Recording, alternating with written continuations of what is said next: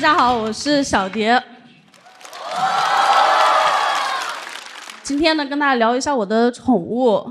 我平时是住在杭州，我在杭州养了一只鸡。养它是因为它的命也特别硬。是有一次我去一个路边的农贸市场买了一筐鸡蛋，上面还贴了标签，写着有机农产品。回家正准备放进冰箱，有一个蛋破壳了。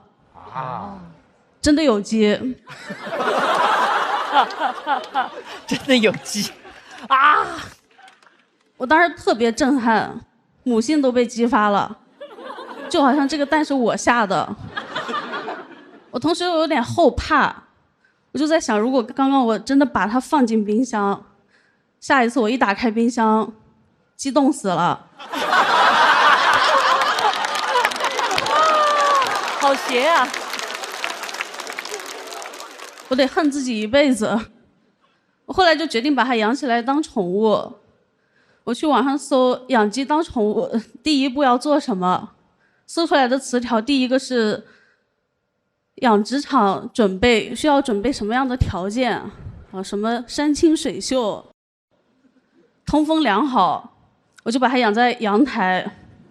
然后我又搜了一下鸡要准备什么样的食物零食，搜出来的都是鸡做的零食。我都不敢搜什么鸡玩具、鸡爬架，感觉出来的不是鸡爬就是鸡架。鸡确实很容易让人想到一些食物，包括我在给它起名字的时候，我第一时间给它起的名字也叫黄焖鸡。然后养一个比较小众的宠物呢，就意味着它生病了，你不太好给它找地方治病，甚至你都发现不了它生病。我养了1个月，我才发现它的脸色不太好。脸想不到吧，鸡也有脸。我把黄焖鸡揣在兜里面，我带它去了宠物医院。当时前台非常的热情，问我你家毛孩子怎么了，我都不敢把我家毛孩子掏出来，我怕被旁边的毛孩子给吃掉。后来呢，宠物医院他们也没有什么办法，我就自己回家去网上找了一本禽类病理学，学了1晚上，学了20多种病。后来去网上一查，鸡的药1颗就可以治20多种病。我当然不太信任这个药，在我看来，1颗药可以治20多种不同的病，就相当于有1颗药可以同时治人的什么感冒发烧、脚气痔疮、ADHD。肯定不靠谱。所以我就买回来，我想着小试一下，真的把它给治好了。我后来还加入了一个养鸡当宠物的小圈子，我在里面呢给别人的鸡看病，他们都叫我鸡圈大佬。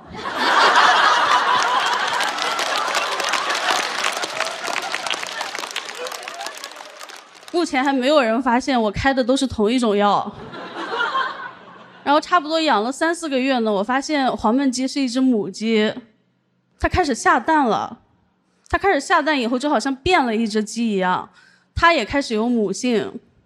每天下完蛋不吃不喝就想孵蛋，把自己搞得特别憔悴。我真的很心疼它，我每天都过去把蛋拿走。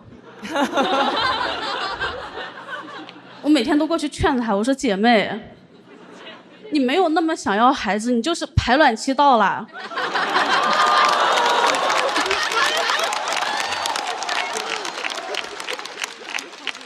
我说你先爱你自己吧。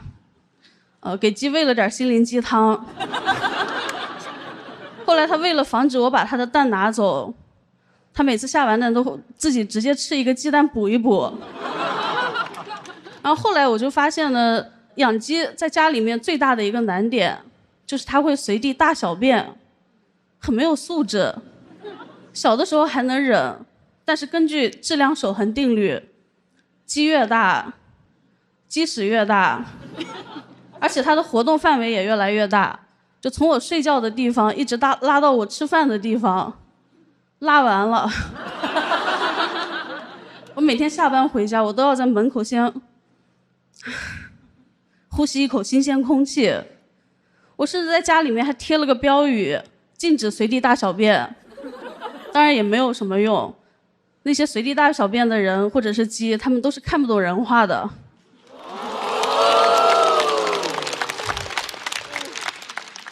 我就用了很多种方法来培养他这个定点上厕所的习惯。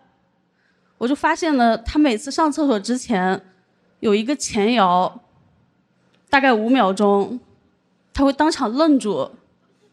从此以后，我只要看到他愣住，我就上去把他抓到卫生间，只要他愣住，我就把他抓到卫生间。一来二去，成功的改掉了他的毛病。他上厕所之前再也不愣住了，直接拉。后来呢，我被邻居举报了。我后来也是纠结了很久，我想着给他找一个合适的新主人，我很舍不得他。我去网上发了一个帖子，那个帖子的标题叫“给鸡找主人”，审核没有通过。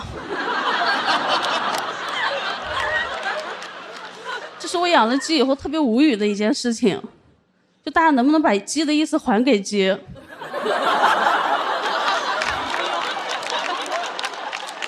现在的互联网是不是对鸡这个字太敏感了？我反对用鸡来指代任何人，除非他随地大小便。我觉得可以叫那些随地大小便的人走地鸡。然后后来呢，我把这个帖子绿化了很多次，我最后改成了宠物鸡求领养，领养代替购买，同城面交，学生勿扰，到手不能刀。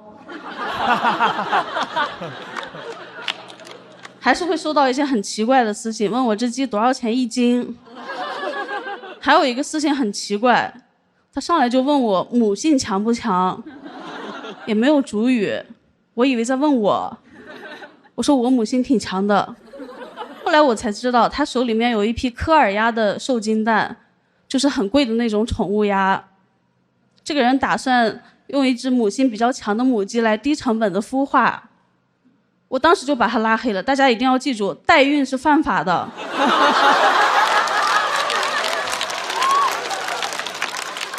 后来我真的找到一个人，他住在郊区，他平时也养鸡当宠物，而且他有自己的大院子，我就把鸡送给他养。我没有想到送的过程也全是误会，我特意叫了一辆面包车、货车，司机打电话问我说你要拉什么？我说垃圾。他说什么垃圾？我说母鸡。他说你是广东人。他说你到底要拉什么？我说宠物鸡，活的，能拉吗？他说会不会在我身上拉屎？我说能拉吗？他说只能拉一点。这个故事的结局呢，其实比较幸福。我把黄焖鸡送过去以后呢，它也是被当宠物在养。我第一次去看它呢，是一个阳光明媚的下午。当时我去看它的时候，黄焖鸡在树荫下面刨坑、抓虫子、洗澡，过得非常快乐。主人呢也很喜欢它，但是主人说它只有一个毛病，就是会吃别的鸡下的蛋。就讲到这儿吧，谢谢大家。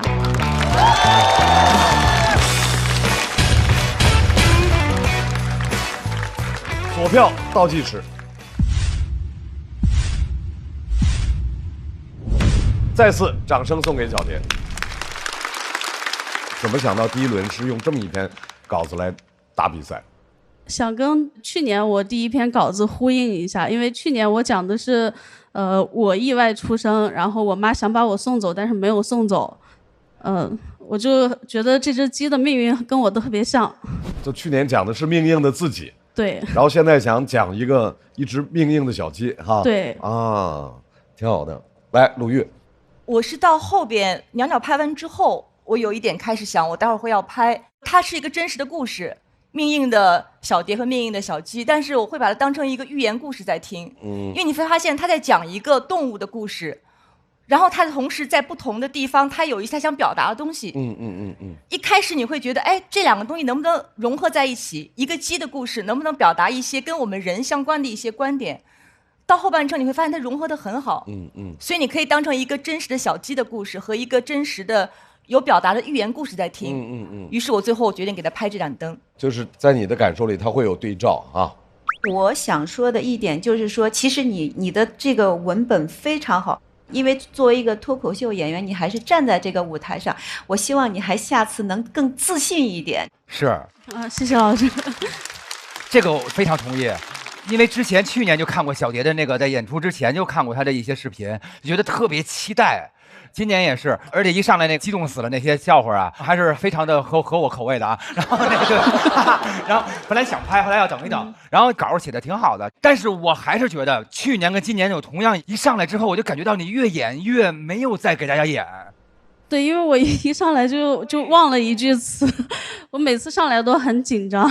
我知道，其实就是怎么能把紧张化解成叫兴奋嘛？就是因为都是告诉自己我很紧张，其实紧张跟兴奋是同样一个感觉。我以前就是这样，也是很紧张。后来我跟我说，我这不叫紧张，我就叫兴奋，然后一下就好很多。我真心希望小蝶能够往后走。我看过他之前那些视频，还有那些稿，还有演出，真的很优秀。就是这一点一定要突破呀，小蝶，我为你捏把汗，我替你着急。但是我觉得希望更多人看到你。谢谢谢谢。因为我也是之前看小蝶的表演，我也非常喜欢她，所以我带着期待，然后前面的一些谐音梗我也很喜欢，然后我就错过了一个。你应该跟鸡多许愿，鸡灵。好的好的。鸡其实是在那个看上去特别心虚的一个动物，对不对？它就是老走着走着，然后这么，然后旁边你感觉这个人他特别心虚。他也没谁也没人打他也。哦，好像真是，是不是？然后我以前去那录节目，我说这鸡怎么心这么虚哦，每一个鸡都是心很虚，然后往上走。因为他的眼睛是长在两边的哦，所以他人养过人知道。对，所以他这样动的时候，他才能把你看清。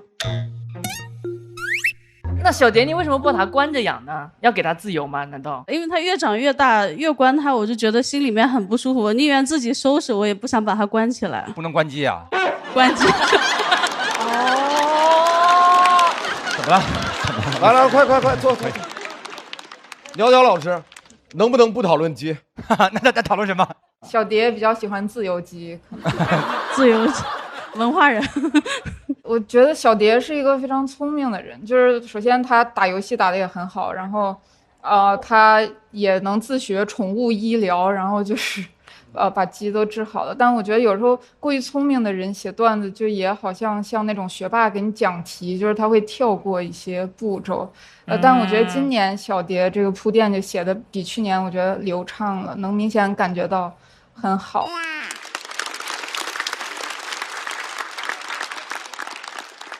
来，再次感谢小蝶给我们带来的精彩的表演。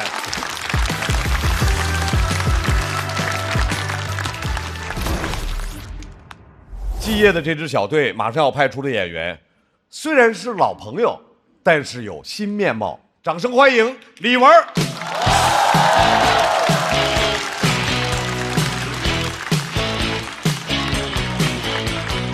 嗨，朋友们，好久不见，你们好吗？太好了，太想这个舞台了。今年我最大的一个变化就是上班了。唉，有了我人生中第一个领导，王总。我觉得我跟那些没有工作的脱口秀演员已经不一样了。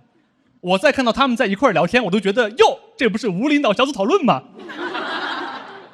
但我今天不会在这里骂王总啊。因为王总平时对我就可以说是已经非常不满意了，我再骂他要全职讲脱口秀了。我知道骂领导呢大家都爱听，但是我更爱我的五险一金。那为什么还是要讲呢？因为腾讯给的还是太多了。王总是个老登，很难沟通。话都讲不清楚，我在微信上问他，我说王总，明天的材料是要 PPT 还是 PDF？ 他说对的。我第二天直接给他一个 PPT， 那个 PPT 就叫 PDF。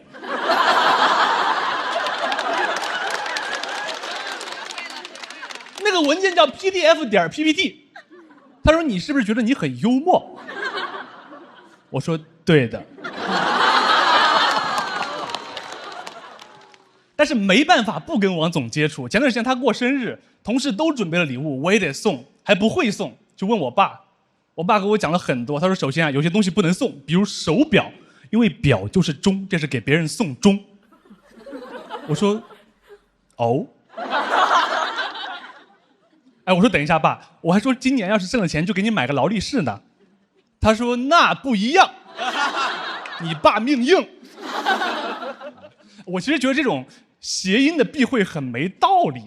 我看网上看到有人说梨子是分离，也有人说梨子是大吉大利，感觉好坏都看口音。我说这样说的话，我的表可以送给河南朋友。别人问这是啥呀？我说钟啊。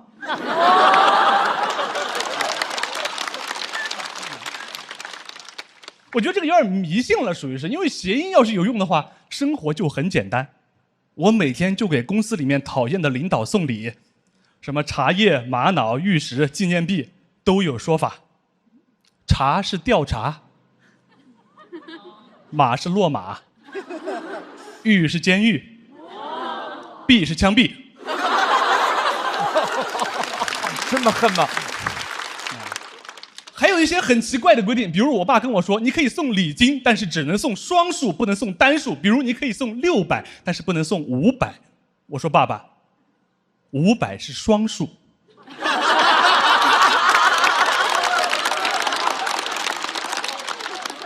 他说你懂个屁，这是人情世故。我说爸爸，这是小学算术。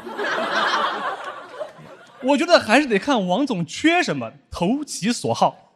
观察王总，观察了1周，我发现他缺的东西都很难送，什么同理心、人性、道德底线，这些东西用钱都买不到啊。我只能把我自己的送给他，但是那样我不就成李总了吗？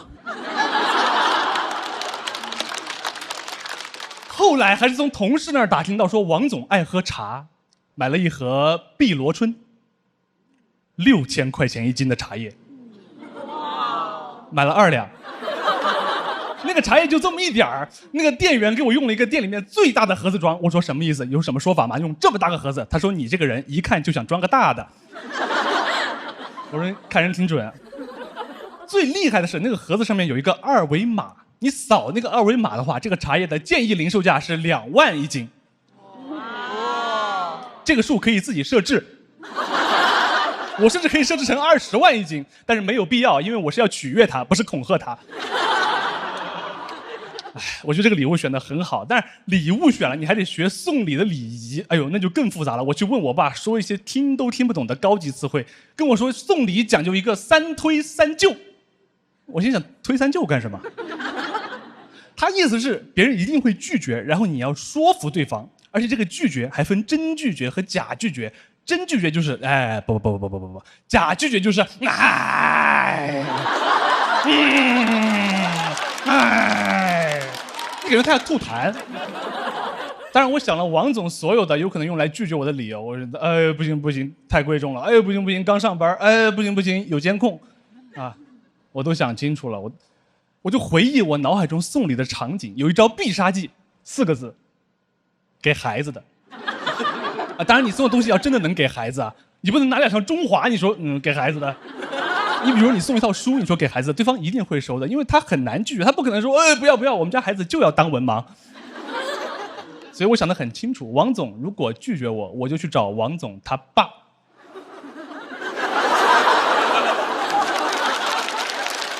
我觉得主要就是我没有经历过这么复杂的拉扯。我以前送礼很简单，我以前上学的时候，比如室友过生日，我送他一个皮肤，他说谢谢爸爸，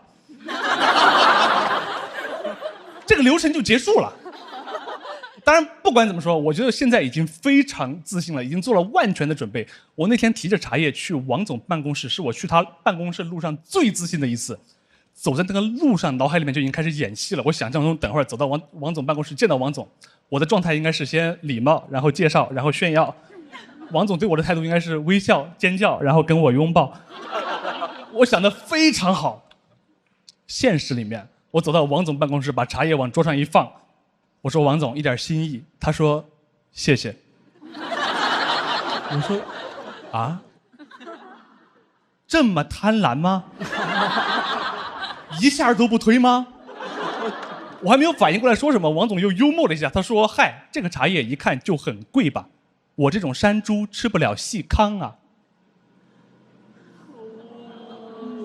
超纲了。我听到这句话第一反应，我说我去，还有第二关？但两个人面对面的说话，你是没时间思考的，你不可能突然停1分钟去想，你说，哎，王总到底是不是山猪啊？没有这种可能性。你听到这句话，第一反应就是王总不是山猪，山猪也不是王总，王总跟山猪没关系。我说，嘿嘿，王总，这个也不是什么细糠。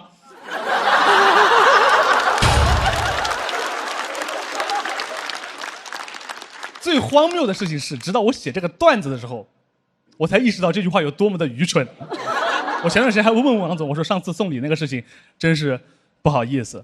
王总说，哈哈，你是不是觉得自己当时很幽默？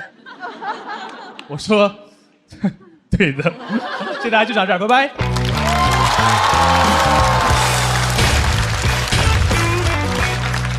来，锁票倒计时。再次掌声送给李文。李文今年的身份和去年最大的不同，去年是以学生的身份，对，今年开始工作了，对于你自己来说有很大的变化吗？上班我觉得最主要的还是累，我觉得上班就是特别累。我感觉上学和上班最大区别就是，上学的时候就是一件事儿是一件事儿，一节课是一节课，然后上班的感觉就是那种你可能本来在考试，然后突然跟你说现在有一个班会要参加，班会参加了一半，突然跟你说现在要跑1000米，1000米跑到600米的时候跟你说跑的姿势不对，重跑。对，然后而且你还必须跑，因为你不跑，有的是人想跑。对，就会陷入到某种好像自己永远也摆脱不了的那个行程当中。对对对，袅袅老师是第一个拍灯的。对，因为我对那种尴尬时刻感同身受。我也是特别容易说错话，然后就尴尬，然后会在脑子里想3年吧，大概。语文我看着亲切呀，哈喽啊，哈喽哈喽。大老师就是感觉今年上班了，最开始说不能这么说领导，后边都说到枪毙了，是怎么？是为什么？刚上来就要这么恨吗？就是怎么了？虐你了？没有，领导其实跟领导关系还不错，只是确实不太爱上班，对。只能把怨气归结到领导身上。但是你想过你的领导会看到这段？领导没关系，领导是流动的，对。我觉得李玟有一个特长，就是他善于在一个场景当中，一个人扮演2个人，只是通过对话，仅仅通过对话和他适当的停顿，就能够把2个人的处境、性格、关系那种微妙的尴尬，描绘的特别的栩栩如生。谢谢鲁豫老师，再次掌声送给李文，谢谢。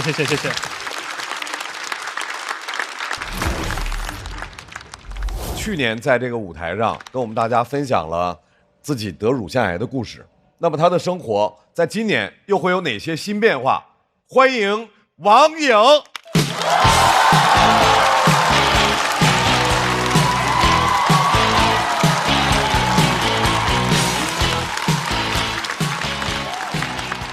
大家好，我叫王颖。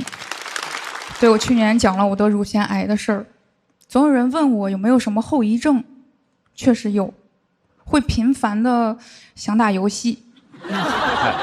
我最近沉迷上一个电脑上的射击游戏，这个游戏的主要玩家是10几岁的小孩儿。我是怎么知道这件事情的呢？有次一个队友问我多大，我说我31了，他沉默了。过了1分钟问我。别开玩笑，到底多大？所以我现在会撒谎，一般队友多大我多大。有次一个队友说他03年的，我说我也是，他说我骗你的，我说我也是，我说我95年的，他说我10年的。我真不太理解，10年有什么装03年的必要啊？03年才23岁，这就是他在这个游戏里能想到最老的人吗？我以为谎报年龄，他们就不会发现我年龄大，不是这样的。我和那些10几岁的小孩现在有代沟了，他们会问我你一直盯着那个地方，出来人为啥打不死啊？我说因为盯久了眼会花呀。他们发现我菜之后就跟我说，实在不行咱买点装备呢。我说我买了呀，贝贝佳、眼药水、痔疮垫儿。还有一次我打的有点菜，一个队友开麦问这是谁带的妹，听声音感觉他还没有到变声期，问我是谁带的妹，给我气坏了。我说你跟你妈出门也介绍这是我带的妹吗？说完我有点后悔，我怎么带入了母子关系啊？我本来想让他尊重女性，但他好像理解成了得尊重老人，因为他迟疑了一下又问这是谁带的姨。我真是打不过那些小孩儿。有时候我就在想啊，支持未成年人防沉迷系统的那帮人，有没有可能他们不是为了小孩好，就是打不过输急眼了。成年人就是这样，面对不了自己的无能，就滥用自己的权利。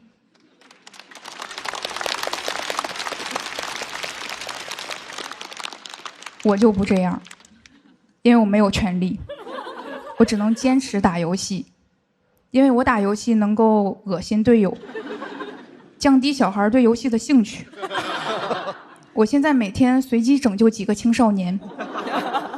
如果你们发现自己的孩子突然不爱打游戏了，不用谢。有次打着游戏，队友的麦里突然传来他妈妈的怒吼，说你天天打游戏，长大能干啥？小孩特别倔啊，说我要打职业。我说你能匹配到我？但我最近发现一个问题，就是每一局我拯救4个小孩的同时，会害得对面5个人打得特别爽，更加沉迷游戏。到底要不要为了救4个小孩害5个小孩？这就是我的电竞难题。成年人打游戏就不需要游戏防沉迷，像我打累了，心脏会跟我说话，他会说你再不停我就停。比起游戏防沉迷，成年人更需要工作防沉迷。不是说有人会沉迷工作啊，但总有人沉迷让别人工作。对于这种人，我们应该严厉打击。比如说半夜在工作群里艾特人，账号封半年，节目录制8个小时以上，拘留总导演。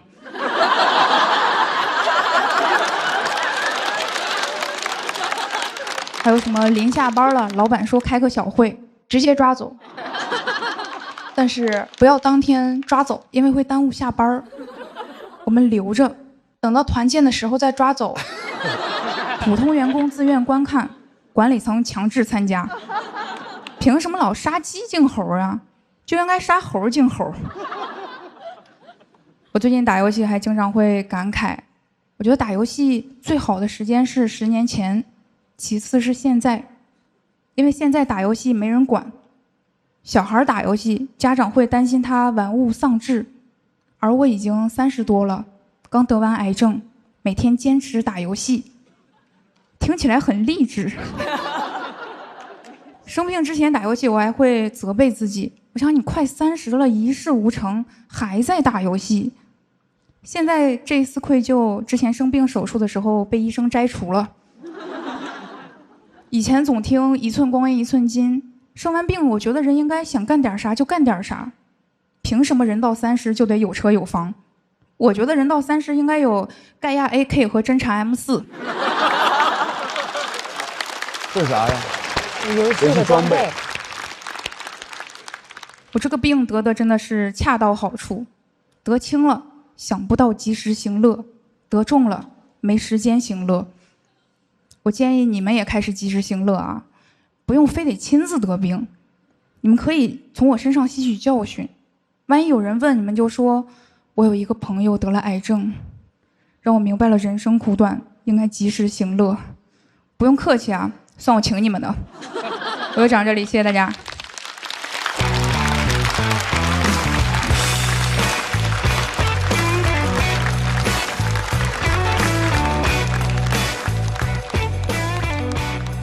锁票倒计时。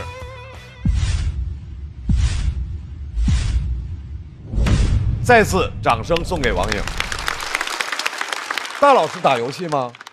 不怎么打，但周深好像打游戏对吧？哎，我是的，我打，我只打王者荣耀。啊，大家好，我是王者荣耀品牌代言人周深。哎呀，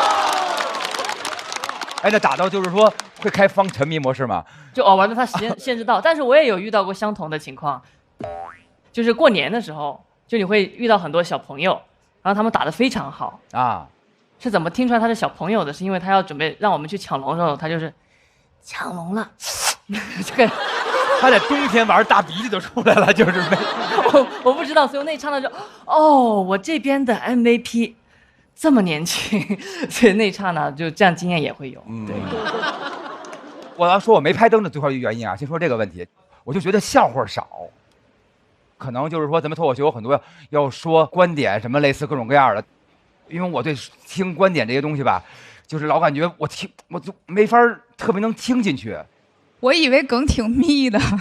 我其实认同大老师刚才讲的，还有一点，其实我期待想听到王颖，而不是那些小孩儿啊。我的期待在你这儿，但你大篇幅讲那些小孩儿，所以可能会有一些落差。这是我没有拍灯的一个原因。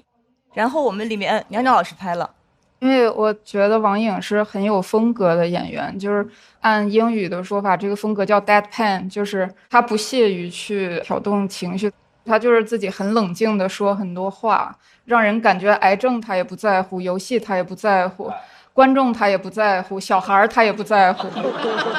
我觉得不在乎这件事特别酷，但是还有一种，他得扎住一种感觉，哇，就是那个点也得很狠，就扎到你的穴位才行。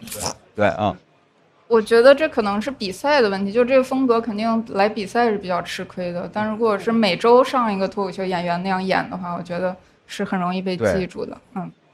所以王颖一定是一个在这个舞台会给大家留下印象，会让大家记住的，就是因为他这种很淡定的、沉静的表达的这种风格。所以掌声送给王颖，谢谢王颖。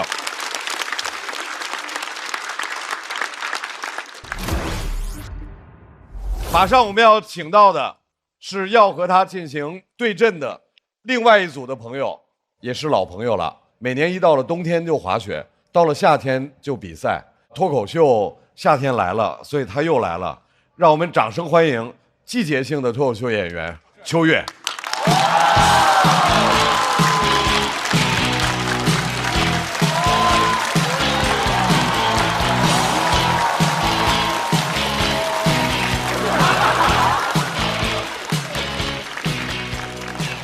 Hello， 朋友们，大家好，我是秋月，感谢你们，感谢你们。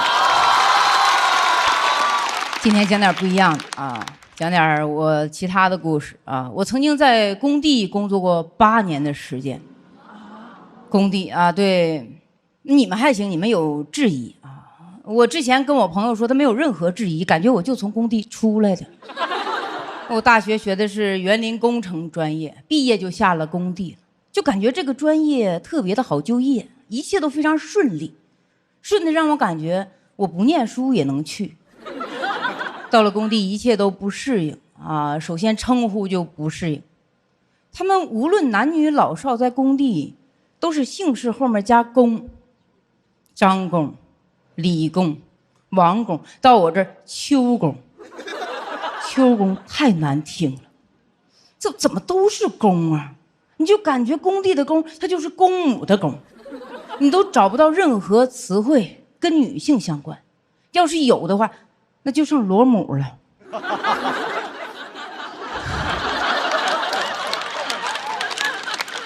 真的，那年我是工地唯一的一名女技术员，我还特别感谢我的领导，我说感谢你在没有女生的情况下愿意把我留下来。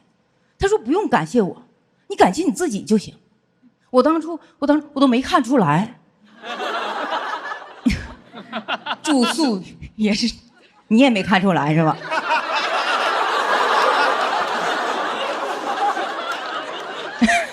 住宿也很不方便，住的是那种活动板房，8人寝，7个男的。我朋友知道都特别担心我，他说啊，你白雪公主啊？真的，我为了保护自己，我把我的床铺四周弄个帘儿啊，但是还是很烦。你一扒开帘就能看见对面男人的脸。我跟他说：“你能不能也整个帘儿？”他说：“我不要帘儿。”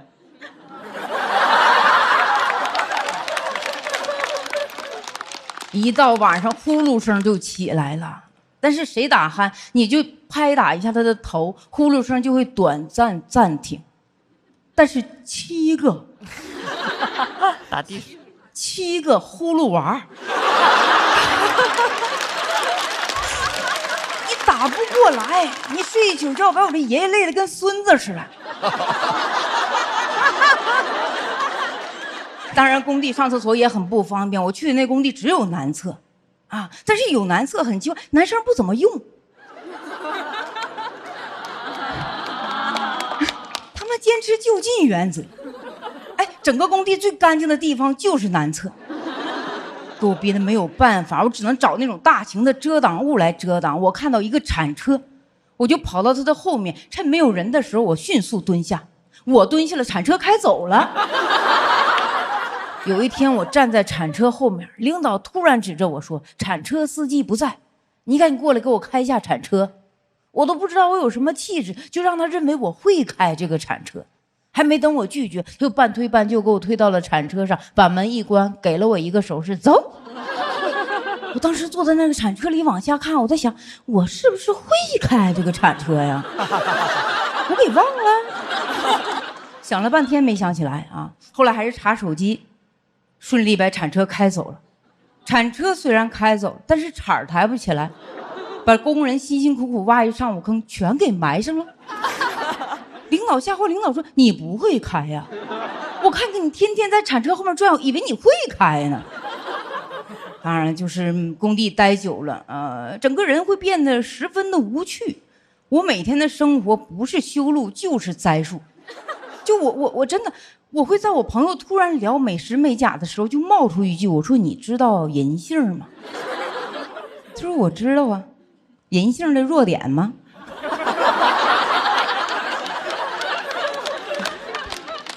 那一刻，我真的发现我彻底融入不了他们了啊！他们会休周六周日，我没有周六周日；他们会在休息的时候睡懒觉，我一想到他们睡懒觉，我就想把工地的钻声开到最大。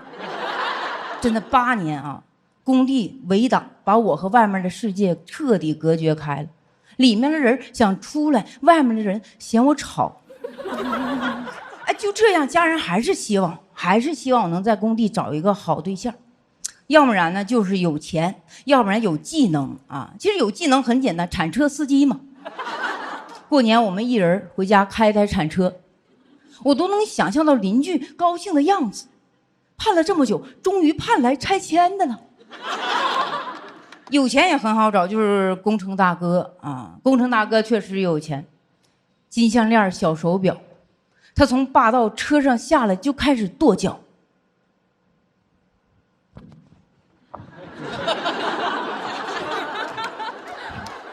我不明白为什么一定要跺这2只脚。工地本来灰就大，一下车人没了，大哥。而且他那个脚走2步，永远撇得像那个路由器的天线。你走到旁边，你都能踩他脚上。我都没有办法跟他想象我怎么样跟他步入婚礼的殿堂。我得完全的内八，才能和他的外八高度契合。我们生来就八字不合。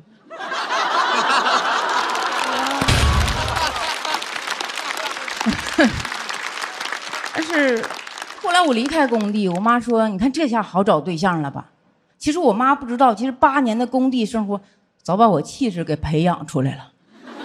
我跟相亲大哥吃饭，大哥说：“你吃啥？”我说：“啥快吃啥。”大哥说：“你干啥的？”我说：“我之前干工程的。”这话说完，我比那大哥还大个。大哥很好奇：“你做什么工程？”我说：“吃完饭领你去看看。”我选了一个我做过最好的工地。我跟他一起走到工地门口，我走到那个小区门口，小区保安一下就把我认出来了。他说：“不是业主不让进。”那天我回家的路上，整个人就变得非常的失落。我就在想，小区回不去了，青春也回不去了，我都不知道如何跟这些人证明我这8年到底干了些什么。这时候正值是春天啊，柳絮纷飞，漫天的杨树毛毛。我后面的人突然打了个喷嚏，他就说：“这是破树，谁栽的？”我笑了。那一刻我就明白，咱青春虽然回不去了，但每年的春天，你们都会想起我。讲到这里，谢谢大家，我是秋月，谢谢大家。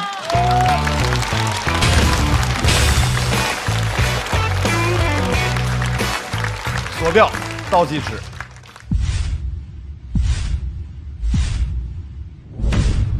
再次掌声送给秋月。秋月在工地待了8年。对对对，8年，然后才去做滑雪教练。对，因为行业寒冬了嘛，就滑雪去了。哦，经历真丰富。那您之前还做过什么？我做的工作其实挺多的，我开过服装店，开过什么街舞社，开过健身房，然后可您看着好年轻啊！还去过新西兰打工啊，就做的这么多年。对对对，我觉得就是在工地上总结出来那种就是，树挪死但人挪活啊，所以就多干点儿。我在中间听见他那个，就是他不会那个，刚才说是叉车是吧？对，铲车，然后硬上，然后就那段听着我特感动，就是我能想起我妈，我妈从来没有说这东西会不会，她就是说咱们要干，是不是要你现在需要这个东西。我上一阵碰一个做游的朋友，他们家被一个人拿那个锁弄被脏东西给弄了，反正特别的就是磕碜。然后他跟他妈说，他说怎么办？他妈说没事，我给你擦了不就完了吗？对呀，你去把它擦了不就完了吗？但是当时你就会觉得那个太磕碜了，我干不了的事儿。但对于妈妈来说，脏又怎么样？擦了咱们接着过日子呀，就是那种感觉特别的棒。就是说生活之中那些痛苦，还有那些挫折，是在于我们老在想，然后你去干，不就它就过去了吗？就是那样，那种感觉特别棒啊。对，秋月挺好的。他讲这8年的生活，其实这8年应该挺累的啊，是吧？也挺难的。但是他就用这么轻巧的方式，就是去弄，就把这个讲出来了。对，我觉得秋月的观众缘很好，但是我听的过程中，我会觉得有一些内容我还想再听得细致一些，比如说你住在工地、住在板房里和另外7个人住在一起，那这个我觉得心理上会很复杂的。我觉得他既是你的工作伙伴，但另一方面你们又很不一样。对吧？然后你肯定也会有紧张，我觉得观众听了心里也会稍微有一点紧张。我觉得只靠一个白雪公主这个事情好像还不足以完全把这个感受过去。而且我也很好奇，就是你这8年是怎么克服这样的困难的？就是你肯定也有很有成就感的时刻，然后你肯定也有就是大家一起做成项目的那个时刻。对，就是想听到更复杂一点的东西。明白明白。它的结尾特别好。我是在北京，北京这过去2个月，简直大家就封了各种小毛毛。是。但他说每年春天这毛毛一起，你就会想到我，你就想到天哪，那这个人8年的辛苦时间，他可能干的很多事儿，如今是让我们想起来是带着一种异样的情绪去想的。那它意义在哪里？可是它非常重要，它没有回归到一个特别宏大的一个被提升了什么情绪的一个给拔高了一个结尾，它带着有一些好笑，有一些心酸，它就意味深长啊。我觉得可能是个人还是感官的问题，就感觉稍微就还是有一点点距离感。可能有一些细节要么就没有说的那么透，然后有些地方没有那么的把它就是那个点把它撑得更大一点点，就刚好又到一点的时候又差一点了，可能就到下面一个了。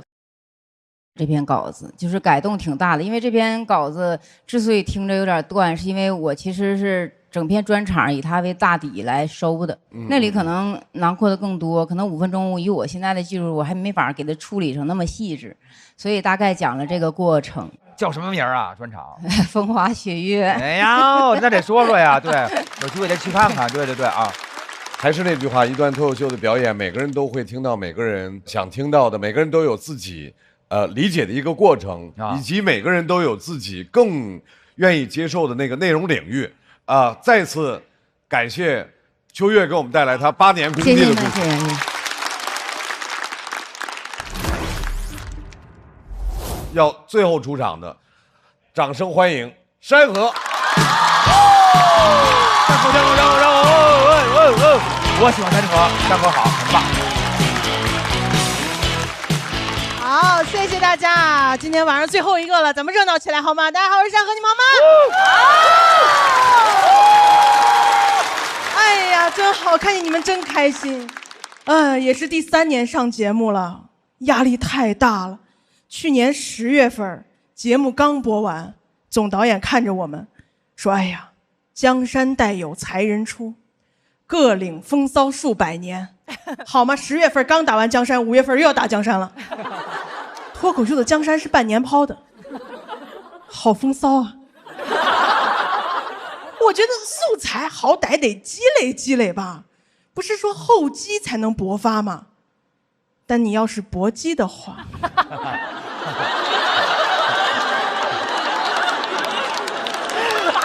什么东西？薄积确实挺好看的。别管了，我现在也疯了，我这2天太焦虑了。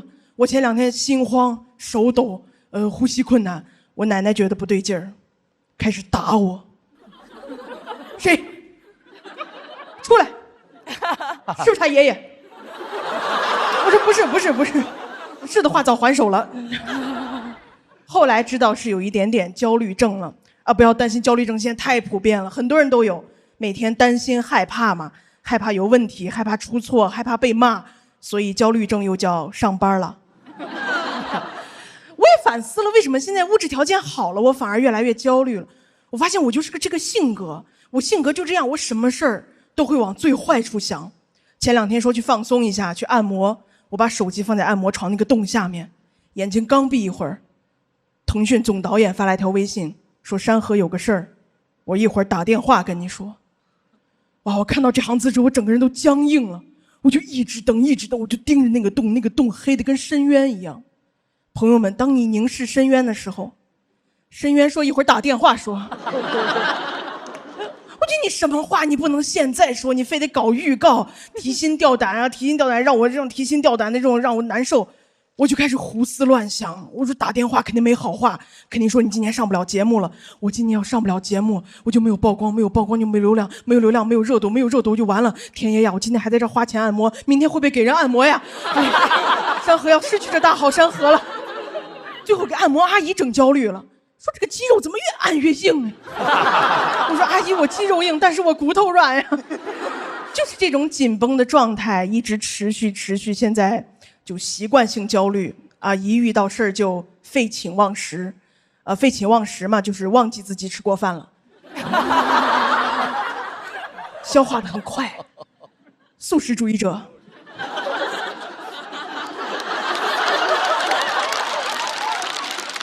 反正吃这方面咱不操心，我主要是睡不着，我觉得睡不着不能叫我熬夜，睡不着应该叫夜熬我，对吧？我被夜熬夜把我熬，我感觉我那个床底下就是有火，一躺下就开始烤我，不然为什么不停地翻面叹气、出油，还会发出那种下油锅的声音。刚一躺下，脑子里面有个声音。我考考你，领导今天说某些人是哪些人呀？算了，别想了，明天还要坐飞机呢。飞机会不会出事儿啊？会不会螺旋桨飞什么东西卡住，飞机失衡，氧气面罩拉不下来，救生衣穿不上，没有大码的？哎呀，哎呀，越想越害怕，不停地翻面。第2天还有人问我说：“你咋了？昨天晚上干嘛了？”我说：“哎呀，翻云覆雨。”缠绵悱恻，刺激。经常焦虑的朋友知道，你好不容易睡着了，还会做噩梦。有时候第2天早上醒来，第一件事拿手机解梦，查梦到蛇代表什么，梦到枪杀代表什么。我有一次梦见正比赛呢，忘词了，张绍刚看不下去了，把我麦抢走了。醒来搜梦到张绍刚代表什么。AI 说我暗恋他。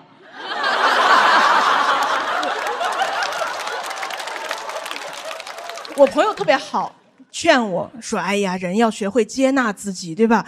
你没流量就没流量，不好笑就不好笑，淘汰就淘汰。”我说：“你能闭嘴你就闭嘴。”我没有这样的心态，我每天说的最多的一句话就是怎么办呀？这怎么办呀？这咋整啊？我感觉我们这种焦虑型人格也有自己的 MBTI， 我称之为 IODK 型。就是要多 K， 好多 K， 好多 K， 好多 K， 好多 K。我羡慕人家那种 IKQN 型，哎，괜찮아，没有人告诉过我괜찮아，没有人告诉过我没关系的。我爸妈都是告诉我你完了，这点小事干不好你完了啊，也跟我说过没关系的，就这事儿你靠你自己吧，咱们家没关系的啊。我前2天刚回家，我爸说你看拖鞋不摆好，屋子不收拾，你这样下去会有非常严重的后果。我说哎呦，怪不得最近国际局势那么动荡，拖鞋的事儿啊。我也跟我妈聊，我说妈，我最近很焦虑，我的未来，我的收入，我的人际关系。我妈特别认真看着我说，你最近是不是胖了？你胖了不好，你胖找不着对象，妈天就塌了。这就是我们家，每天都是杞人忧天啊，每个人都是杞人，每天晚上都是杞人奇妙夜呀，哎呀。杞人奇妙夜，哎呀。其实我今天站在这儿啊，我不是想跟大家喊口号说，哎呀，不要焦虑啊，我们应该怎么消除焦虑？焦虑真的是消除不了的，尤其对我们这种人来讲，你消除了眼前的焦虑，还会有更大的焦虑。我现在回头看，什么成绩不好、容貌焦虑、身材焦虑，现在看简直就是微焦，外焦里嫩，美拉德式焦虑。现在加上什么收入、健康、未来、人际关系全焦了，糊过顶。不行，听不得糊这个字，艺人现在。真的，所以我觉得啊，网上最近有一句话说得很好，说过来了就好了，对吧？什么叫轻舟已过万重山？我觉得如果实在跟我一样焦虑的朋友，咱们轻舟可以先停一停。我最近就想当几天两岸猿声啼不住的猴，就叫，就发泄。谁再跟我说你这样下去就完了，我说对。一会儿打电话给你说妖怪。谢谢大家晚上和谢谢你们。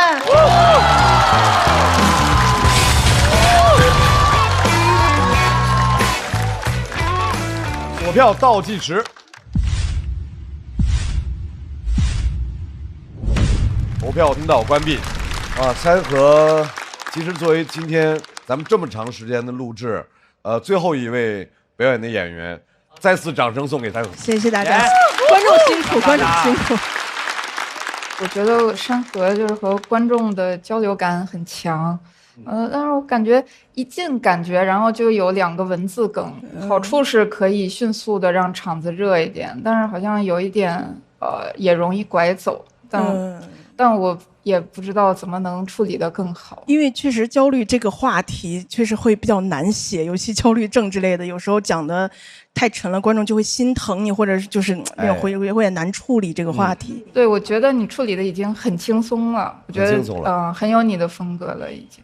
挺好的，我每回都特别支持山河的所有演出，对吧？我就觉得很好，但是我老觉得你这个什么焦虑这事儿是真的，就是还是你看上去感觉。我这个人就是很难受，就是你明明长了2个小酒窝，别人看你都在笑，但是其实脑子里面在烤脑花，你知道吗？就是很焦虑。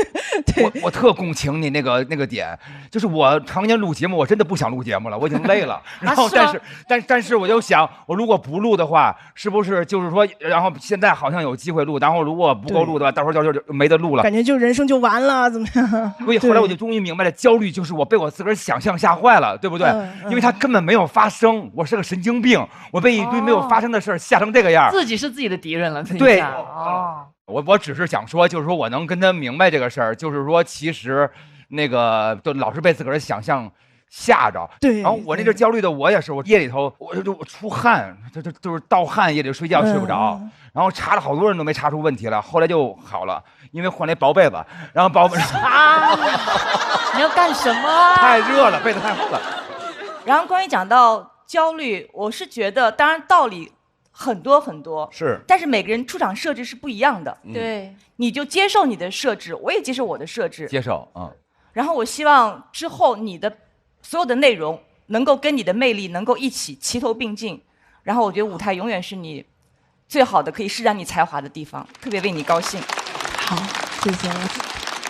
6月26日起，周5、周6中午12点正片更新，会员抢先看1周。每周日中午12点段子加更，居然还有段子可以看。每周2中午12点，托游好好玩公园看脱口秀演员的游戏时间，合作生活脱友日记《大王洞的夏天》即将上线，遇见他们第2季即将回归，朋友们请保持期待。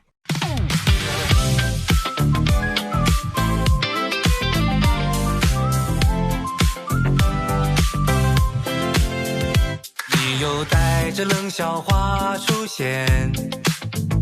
幸好只有我懂你的笑点，不用解释，一个眼神到位，不用装完美，做自己才最宝贵。哦，拜托拜托，暂时忘掉一切，想记住你嘴角上扬瞬间，不用想明天，明天还很遥远，不知不觉又和你聊到凌晨3点。